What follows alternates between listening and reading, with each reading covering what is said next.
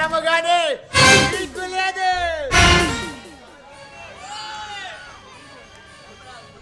ధర్మరాజు, నువ్వు అవినీతి మార్గంలో అనేక వందల కోట్ల రూపాయలు సంపాదించావు. ఇంకా ధనదాహం తీరలేదా?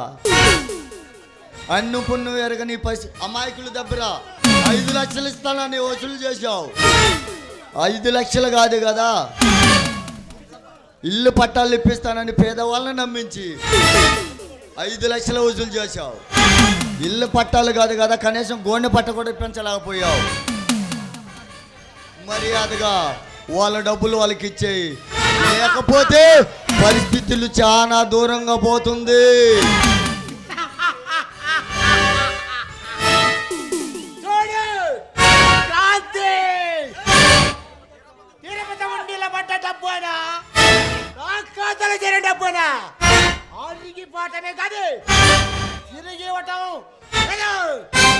నీతో ఆ దేవుని పోల్చుకొని ఆయనే అవమానం పరచకు. అధికారాన్ని అత్యాపాత్రగా చేసుకొని ప్రజాసేవ పేరుతో బిచ్చం వెతుక్కుంటున్న కొత్త రాక్షసుడు నువ్వు సస్తే ఈ ప్రజలు సానుభూతి కాదు కదా, సంతోషంతో పండగ చేసుకుంటారు.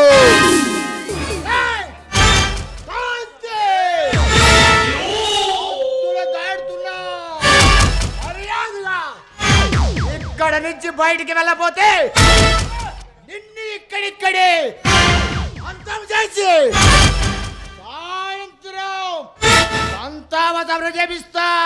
ఈ గడ్డ వచ్చిన వాళ్ళని హత్య చేసి ప్రజల ముందు ప్రార్థన చేయటం నీకు అలవాటేం కాదు, కానీ విశ్వశాంతి కోసం ఈర మరణాన్ని పొందడానికి నేను సిద్ధం.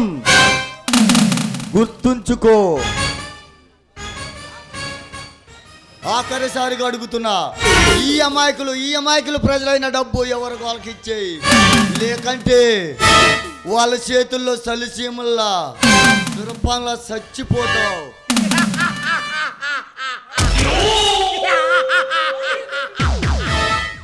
చూడు, నేను కూడా నీకు ఒక అవకాశం చూపిస్తున్నాను. మర్యాదగా వేదానికి అడ్డు తగలపోతే నువ్వు అల్లారి ముద్దుగా పెంచుకుంటున్నా ఈ ముద్దులా చల్లని చీకటి బజార్లు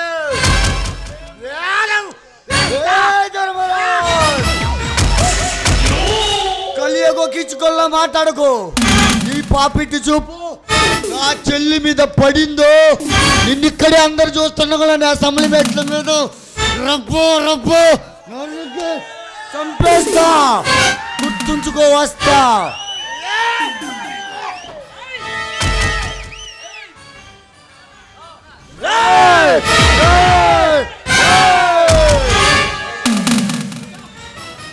గుర్తుంచుకో,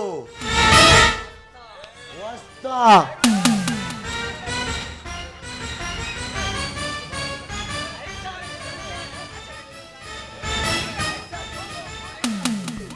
Lights off.